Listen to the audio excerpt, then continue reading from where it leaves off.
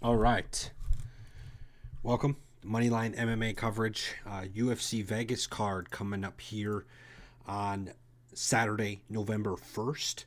This card is headlined by Steve Garcia versus David Onama. Featherweight fight with some future contender implications, but both of these guys are going to need a little bit more on top of this win to really solidify themselves as a contender. This is following up a card that we had last week, a pay-per-view that I don't believe Jose and I were able to make any official picks on, but we were in Pittsburgh watching the fights actually, and we had both won some cash on Volkov, who got the decision win. That was a really close fight, but kind of just proving, because this was overseas, and just kind of proving in Abu Dhabi, they want you to work, right? And Almeida kind of just got takedowns and didn't really work. And that's why Volkov got the decision win there from damage and strikes. Umar kind of dusting up Mario Batista for 15 minutes, although Batista held his own for a little bit. Mackenzie Dern, new champ of the strawweight division. And of course, the most disappointing end you can imagine, with a double eye poke ending the main event. So it was a good card up until that stinky finish for sure. And Jose and I, we were riding on the over in that Aspinall Gone fight. So it didn't quite get to the end of the first, but it looked like that over 1.5 was going to hit. And that would have been what we needed. So in any case, the bet at least voided. But that said, we're going to bring our picks for this next UFC Vegas card in our normal slate of weights, in which we make 5 picks for this 13 fight card and weigh those picks in order of confidence, with 5 weight being the most confident, 1 weight being the least confident.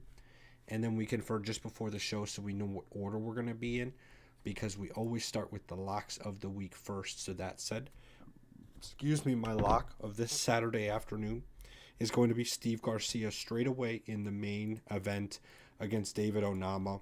We've seen Steve Garcia light up basically everybody, from Chase Hooper to Kyle Nelson, and then most recently he didn't light up Calvin Kattar in terms of knocking him out like he was his previous opponents, but he pretty handedly beat Calvin Kattar and really showed out, in my opinion, in that fight, that he doesn't have to go in there balls to the walls to get a performance bonus KO to win the fight. He steadily outstruck Calvin Kattar, and that was a 30-27 on all 3 judges' scorecards. So a very clean 10-9 round win for all 3 rounds in Garcia's favor. And I'm taking him as my 5 weight here. Garcia, and to me, has really clean odds at minus 138 right now. David Onama's plus 108. I think that's really clean odds for a guy that you're going to get some quality performances out of. David Onama is no slouch for sure, but he's a little bit more patient in his approach. So therefore, he kind of takes a little bit more damage on the way to his decision wins. Where Steve Garcia has that gas pedal, well, he'll step on it and really start swinging, but at the same time, he's able to avoid taking a lot of damage.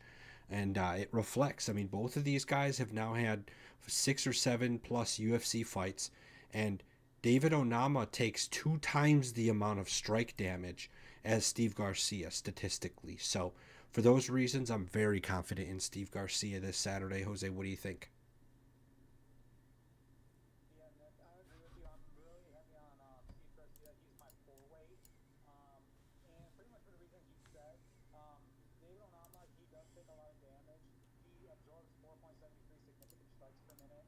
And that combined with Steve Garcia's landing 5.82 significant strikes per minute is just not a good matchup. I feel like Steve Garcia is going to get the better end of the exchanges here. And Steve Garcia does have a 1 inch reach in it, but I don't think I'll play a huge role in this one.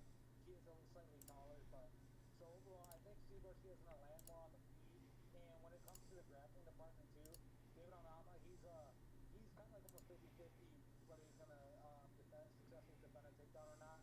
And in his favor, Steve Garcia doesn't want to really go looking for a takedown right off the bat. So I think this fight will stay on the feet for the most part. And that being said, David Onama, he's never been finished before, so I don't know Garcia, out of his 18 wins, 14 come KO says TKO. So I'm still keeping kind of Ryan on that. But for the most part, at least I'm still a little hopeful that me and Keith can get a finish.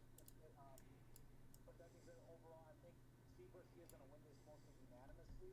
I feel the safest going that route. So overall, yeah, I agree with you. I got Steve Garcia. I think he is the better fighter in this matchup, and he is my four weight. Sounds good. So that will add that'll be my 5 weight. That'll be Jose's 4 weight. 9 confidence points there. Likely to be the lock of the week. Jose's a little bit more leaning towards decision. I'm in the side of probably a KO or decision for sure, but definitely don't look for too much wrestling here. What do you got, Jose, for your lock? For my lock of the week, this is actually going to be a catchweight bout between Alan Nascimento and Cody Durden. Right now, Nascimento, he is a betting favorite at minus 128, while oh, now I got a different. Did they change this up? The UFC page is different from FanDuel. Now I'm seeing Rafael Estevam as the opponent for Nascimento, no longer Cody Durden. This is literally just breaking news to me right now. On FanDuel, I see Estevam as plus 100 against Nascimento. So it seems like if they're allowing bets, that it would be Estevam. So it looks like the UFC page is wrong once again. Wow. Yeah, I mean, regardless, regardless, I'm going with Al Nascimento. So it seems like this was going to be a catchweight mostly because of Cody Durden then, and it seems like that fight's just not happening anymore. That being said, then I have a little less to say than for sure. But overall, Al Nascimento, he should get the win in this one.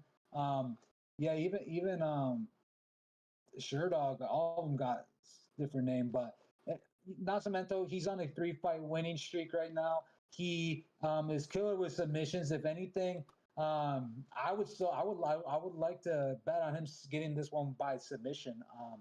He's he hasn't got a submission win in a couple of years now, but he's also not been as active. He took all of 2024 off, and he came back earlier this year, looked better than ever. Came back and won unanimous. Nascimento is still that guy, so I still think he's going to get the win. In this case, he has a good long reach of 69.5, and he his striking differential, he lands 2.64 significant strikes per minute. And when it comes to the grappling as well, he's pretty average there. Like I think on the feet, he's going to win this regardless against Rafael Estevam. But that being said, yeah. He's my strong 5 weight, and I feel even better about him being my 5 weight, knowing that he's not the reason why this fight got called off. It was more because of Cody Durden. So, that being said, I'm riding high on Alan Nascimento, especially because he has a late last minute replacement now. So, yeah, you have any thoughts on this one, Nick? I don't have an official weight on this, but I will say I would agree with Nascimento here. Should I be making a pick on it just because you like a guy who's coming off a full camp for sure, and a guy who's honestly been pretty stellar. I think in the past he's had some problems. Against even his most recent fight earlier this year, he was under above weight. So as long as he can get that weight cut in and look, be ready and look good and on the scale, I think he'll be fine. Same, and he definitely has a good challenge. I'm looking more into Rafael Estevam. Yeah, he's on a 3 fight winning streak in the UFC, and he's also won Dana White's Contender Series. He's 14-0 right now, so yeah, Alan Cemento is, to be honest, even for that being a late minute replacement for him, yeah, he's a good favorite, I guess, but I felt like the odds should have been a little tighter. So I like Estevam actually now as an underdog, but in the end, I'm still Ryan high on Alan Nascimento because he's been preparing longer for this fight, but he definitely seems like he has a tough challenge ahead of him with Rafael Estevam now. Well, that's it. I'm going to take us to my 4 weight, which is actually just going to be going right down the list here. 5 weight on the main event, 4 weight on the co-main event for me, and this is a rarity that I'll put so much confidence points on a heavyweight bout, especially without John Jones in the picture. But here we go. I'm taking 4 weight on Ante Delija. I believe. I don't know if I'm saying that right. Delija is a minus 128 favorite to beat WCA at a plus 100 dog, and I'm taking those odds. Delija's UFC debut came against Marcin Tybura, where he finished him in the first round. Tybura is obviously sort of a journeyman in the UFC heavyweight division, but he's been there and done that and beaten some pretty good fighters along the way and gained a lot of experience. So there's no question that a guy coming in to make his UFC debut beating Marcin Tybura in the first round via KO is extremely impressive. Delija also, on top of that, has fought in other organizations like KSW, Risen, and the PFL, where he went a combined 10-3 in those organizations. So he's seen like top end competition for quite a while now. He's by no means like this young kid. He's in his mid 30s, right? And I think in this case, even though he doesn't have the same UFC experience as WCA, I think he's going to come in here and potentially finish WCA. WCA is 34 too, but just very obviously has less fighting experience. In fact, half the amount of professional MMA fights does WC have against Delija. So for those reasons, I'm pretty confident Delija's going to come in here and get the job done via KO or decision as well. But I really think KO could really happen here. You might want to think that that's crazy. WCA's never been finished, and he fight Pavlovich and went to decision. So okay, I get it. Maybe then you just take it by decision as well. But I do think that Delija might have a chance to finish him. What do you think, Jose? Yeah, so for this one, I'm going to Delija as well, but he is my two weight. Reason being is because like it's heavyweights, it's the big dogs, and in this weight class, it just seems like it's really up for grabs. Like even these news guys coming in, like the division really could be theirs for the taking. And WCA, what he's done throughout his UFC career, he's shown good level of wrestling and just being able to outpace his opponents too and just keep pushing. And even the Sergey Pavlovich fight, like you mentioned, he went unanimous decision with them. That just shows a lot that he was able to avoid getting knocked out in the first two rounds by Pavlovich, because we know that he comes in with heavy hands. And then he was able to go toe-to-toe with Sergey Spivak, who has better grappling. And he beat Robles Desplain, which is not a big thing, but he was able to beat Robles Desplain, which at the time, he still does have a huge reach advantage over WCA. So WCA, even though he hasn't been in the UFC that long, he has shown good things and some diversity within his fights. And the thing is, Delija, he has a 9-inch reach advantage over WCA. So normally I would play that as a big advantage for the person who has the reach advantage. But in this case, WCA has shown that reach advantage means nothing. As long as he can avoid being hit, he can close. He will try to close the gap and will probably just try to pin you down, hold you down, and do what he can. And so I think he's going to try to do a similar route to Delija, but I think we haven't seen enough of Delija as well yet. And being Marcin Tybura, that's a vet finishing them. I think Delija, what he shows is high level of strikes though. So when you land a high level of strikes combined with a long reach advantage, I think that is going to be harder for WCA to want to really close in on the gap, because like for some of the other Pavlovich just obviously didn't land and make WCA respect him. But it's the heavyweight division, so that still can happen at any given moment with even unranked fighters. So Delija could clip him. I think he does have a longer reach than Pavlovich. So if he clips WCA a couple times, he's going to make WCA second question himself and not blitz in and try to close the gaps as often. And ultimately, I think Delija could win this by decision or ultimately KO too, because he is a finisher. Out of his 26 wins, he has 13 via KO/TKO. But being that I haven't seen enough of him in the UFC, I feel pretty confident saying that he's just going to win this regardless, no matter what method. And that being said, yeah, he is my two-way, just because WCA, even though he's not been in the UFC as long, he has already shown some veteran tendencies, like almost like he has been in the UFC a bit longer. So that being said, I'm going with Delija, taking a risk on him, but he is my two-way. And that being said, yeah, I think he can win this in any matter of fashion, unanimous or KO/TKO. Yeah, I mean, we obviously agree. It sounds like you give a lot more credence to WCA than I do. I agree that it's the heavyweight division and anything can happen, which is why I usually stay away from betting or being too confident. But outside of that, I could not care less that WCA's had 10 UFC fights or whatever it is, and Delija's only had one. To me, that doesn't matter because Delija's had PFL level experience, and let's be real, the UFC's heavyweight division is not good. It's just not.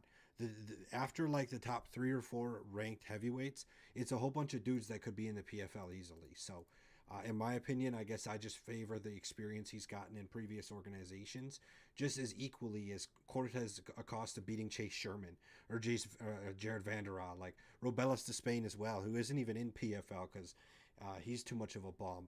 Ryan Spann, who's basically a light heavyweight, anyways. It's like, well does it? Spivak is by far his best win, but to me, that's just not enough. So I'm very confident in Delija. And I think that is 6 combined confidence points. So that will lock in Steve Garcia as our lock of the week. And we can go to Jose's 3-weight next.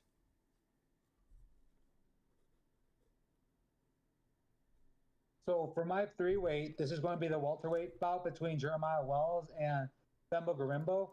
Right now, Themba Garimbo, he is the betting favorite at -138, while Jeremiah Wells is a betting underdog at +108. This one, I'm gonna go with Themba Garimbo. It was a tough one for me to pick at first, but ultimately, I think that he's coming out with even though he's coming off with that loss to Vicente Luque, I still think this is a better matchup for him. Vicente Luque, he's kind of hit or miss, but he's been hanging out at the top for a while now, and and and Jeremiah Wells, he's on a 2-fight losing streak. He got finished, and then he lost split decision to Max Griffin, which Max Griffin is 39 years old, and he's had more losses than wins as of recently.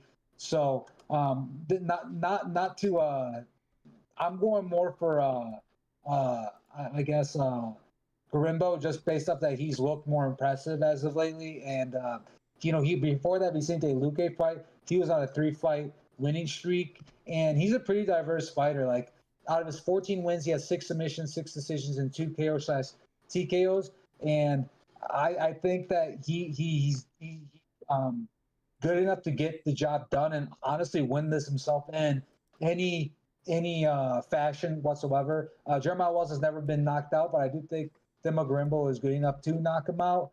And how they match up physically, like Garimbo does have a 3-inch reach advantage, and he lands 3.15 significant strikes per minute. So that combined with Jeremiah Wells, he lands less strikes per minute, and he absorbs slightly more than Themba Garimbo. And when it comes to the grappling, I think Themba Garimbo is the better grappler. I think we will see a lot of grappling exchanges between these two because Jeremiah Wells is quite a bit of a grappler himself as well.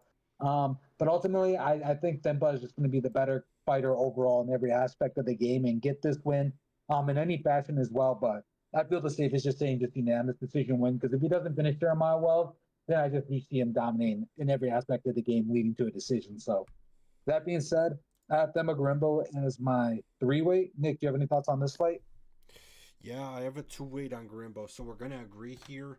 And basically, for all the same reasons, I think Garimbo is a little better on the ground, and I think he's going to be a little better on the feet as well. I like what we've seen. Vicente Luque is a tough guy to lose to, and I respect that loss a lot more than I respect losing to Max Griffin. And Jeremiah Wells, it's interesting because he trains one of his gyms, Henzo Gracie Philly, and I agree. I don't think he poses more of a risk in jiu-jitsu than Garimbo. So because of those reasons, I see Garimbo as a higher chance to finish this fight or get the decision. Because of damage striking and being in advantageous spots on the ground. So for a -138 price on Garimbo, I will take that. And we've now, interesting, the 3 fights that I've got my money on at least is -138, -28, 128, and then -138 again. So a good handful here of fights with decently close odds. Yeah, the odds really like this. These are some good matchups they got on this fight card for sure. Some of them I question whether they should be as high. But for the most part, yeah, these are some good odds. I'm liking yeah, Themba Garimbo minus 138. Feel like this could have been a little closer, but I'll take it. Uh, that being said, though, that moves us on to your three weight. Yeah, so for my three weight, I'm going to be taking another name in which I might not be pronouncing correctly, Yadier Valle. I'm not quite exactly sure how that is pronounced, but he's fighting Isaac Dalgarian. Del Valle is a plus 186 dog against Dalgarian as a minus 245 favorite, and for me, I just don't see it here. I think Dalgarian might be like a bigger name just because he's got a lot of finishes. And in his two UFC wins, it's been by ground and pound or arm triangle choke. So he's got like the duality of getting a KO and getting a submission. But I mean, he also lost to C Rod via split decision. Now I like C Rod. He's a guy out of Milwaukee. I like him a lot, but I'm not. I don't know. I think Del Valle is better here. I think he all. I mean, he just came off a win in May in which he got a rear naked choke on Connor Matthews.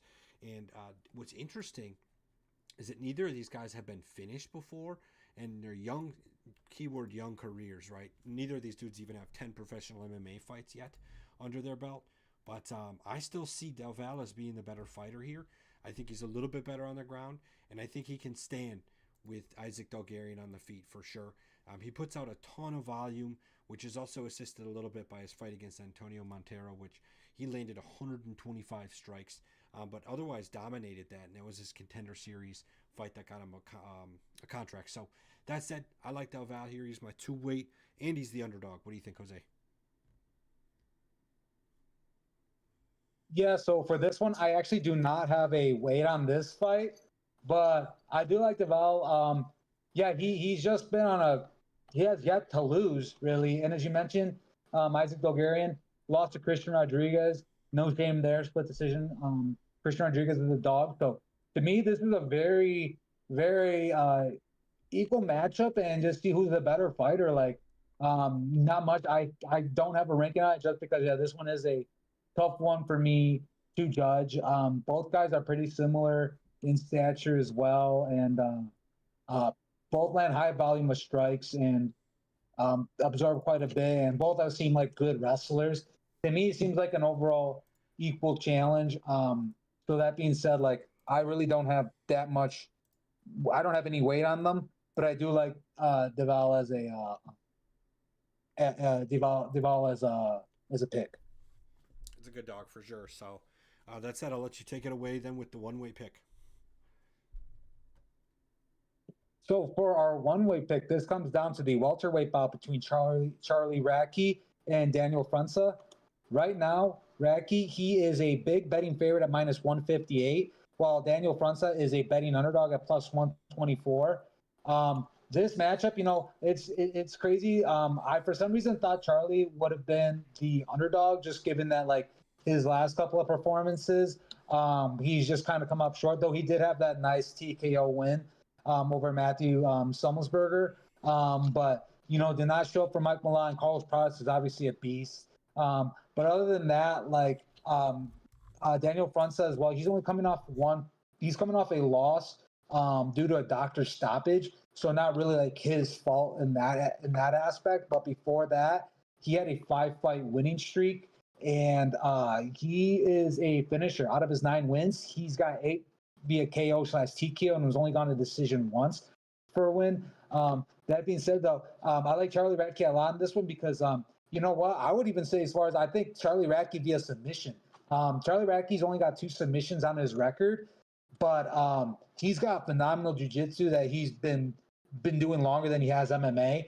And Franca, he's been out of his 3 losses, 2 of them come by submission, so I think this is actually a good matchup for Charlie. So I guess in that aspect, I don't know if people who did the betting viewed it the same way as this, and that's why he's a big favorite. But I would say Charlie should be a favorite and should be betted by submission. Don't know how high that would be, but like let me see if I click into it.